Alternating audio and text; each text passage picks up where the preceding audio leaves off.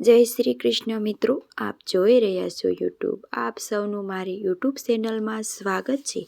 મિત્રો, આજે આ વિડીયોમાં આપણે સાંભળવાના છે 26મી જાન્યુઆરી 2026 સ્પેશિયલ.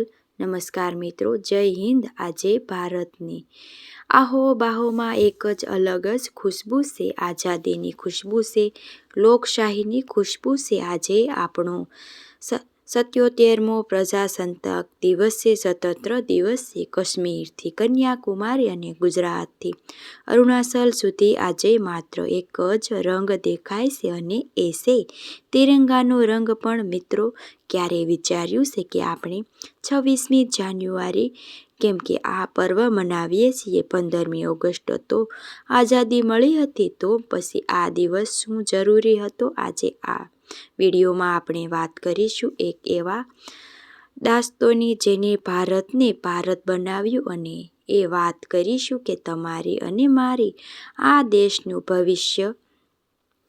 મિત્રો, ના કેસરી મારો છે, ના તો લીલો મારો છે. અરે, મારો તો ધર્મ હિન્દુસ્તાની છે. આખે આખો તિરંગો મારો છે. મનમાં સ્વતંત્ર અને હૃદયમાં વિશ્વાસ છે. ચાલો સ્વતંત્ર દિવસ પર રાષ્ટ્રને કરીએ સલામ. આત્મને સાહક અને શૌર્યને ભારત માતાની રક્ષા કરનાર દેશના વીર જવાનોને પ્રજાસત્તાક દિવસ પર કોટી કોટી વંદન. માં ભારત માતાને વંદન. મારા 1947માં અંગ્રેજો તો જતા રહ્યા, પણ દેશની સામે સૌથી મોટો સવાલ હતો કે હવે આ દેશ ચલાવશે કેવી રીતે? અહીં અલગ અલગ ધર્મ હતા, સેંકડો ભાષાઓ હતી, હજારો જાતિઓ હતી. આ બધાને એક તાતને બાંધવું એક કઈ નાની મોટી વાત હતી? ત્યારે 26મી જાન્યુઆરી 1950ના રોજ આપણું બંધારણ અમલમાં આવ્યું, દુનિયાની સૌથી મોટું લેખિત બંધારણ. આ દિવસ હતો જ્યારે ભારતના સાચા અર્થ પ્રજાસત્તાક બન્યું, એટલે કે પ્રજાનું શાસન. આજે આપણે જે પણ છીએ, આપણે ગમે તે બોલી શકીએ છીએ, ગમે ત્યાં ફરી શકીએ છીએ, અને આપણા નેતા આપણે જાતે પસંદ કરીએ છીએ. આ બધી જ શક્તિ આપણને આજના દિવસે મળી હતી.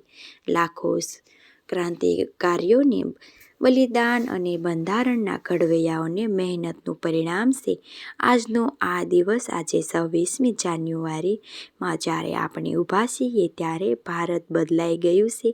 આજે આપણે ચંદ્રના દક્ષિણ ધ્રુવ ઉપર પહોંચી ગયા છીએ. આપણી અર્થવ્યવસ્થા દુનિયાની ટોચની અર્થવ્યવસ્થાઓ ટક્કર આપી રહી છે.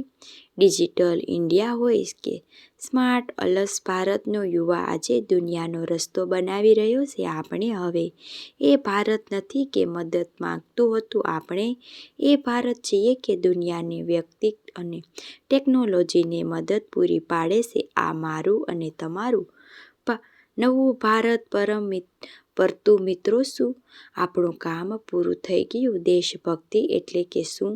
વર્ષમાં 2 વાર તિરંગો સાથે સેલ્ફી લેવી એટલે કે દેશભક્તિના ચાસી? દેશભક્તિ બોર્ડર પર લડતા સૈનિકોમાં તો એક જ પણ છે, એ જ છે પણ સાચી દેશભક્તિ તમારામાં પણ છે. જ્યારે તમે ટ્રાફિકના નિયમ પાળો છો, ત્યારે તમે દેશભક્ત છો. ત્યારે તમે દેશભક્ત છો. જ્યારે તમે કચરો રસ્તા પર નથી ફેંકતા, ત્યારે તમે દેશભક્ત છો. જ્યારે તમે લાશ નથી આપતા અને નથી લેતા, ત્યારે તમે ભક્તજનો છો. બંધારણ આપણને હક્કો આપે પણ સાથે ફરજો પણ આપે છે. આપણે હક માટે લડીએ છીએ, પણ શું ફરજો નિભાવીએ છીએ? આજે આપણે સંકલ્પ લેવાનો દિવસ છે. જો આપણે ભારતને વિશ્વગુરુ બનાવવું હોય, તો તેની શરૂઆત પોતાના જથી કરવી પડે છે. તો પોતે જ સુધરવું પડે છે, તો દેશ આપોઆપ સુધરી જશે. તો આવો 77મા પ્રજાસત્તાક પર્વ પર આપણે આપણી જાતને એક વચન આપીએ કે એક એવું ભારત બનાવીએ જ્યાં દરેક નાગરિક સુરક્ષિત હોય, શિક્ષિત હોય અને શિક્ષિત હોય. આ જતાં જ બસ એટલું જ નહીં કહીશ અને એકતા એ જ અમારી શાન અને એકતા એ જ અમારી શાન માટે મારો દેશ મહાન જય હિન્દ જય ભારત. મિત્રો સ્પેસ ગમી હોય તો લાઈક વિડીયો કરજો, કમેન્ટ કરજો, સબસ્ક્રાઈબ કરી લેજો, શેર કરજો અને યુટ્યુબ ચેનલ પર નવા હોય તો યુટ્યુબ ચેનલને સબસ્ક્રાઈબ કરી ભૂલતા નહીં. ફરી મળીશું આવા જ નવા વિડીયો સાથે. ત્યાં સુધી આપ સૌને જય હિન્દ જય ભારત.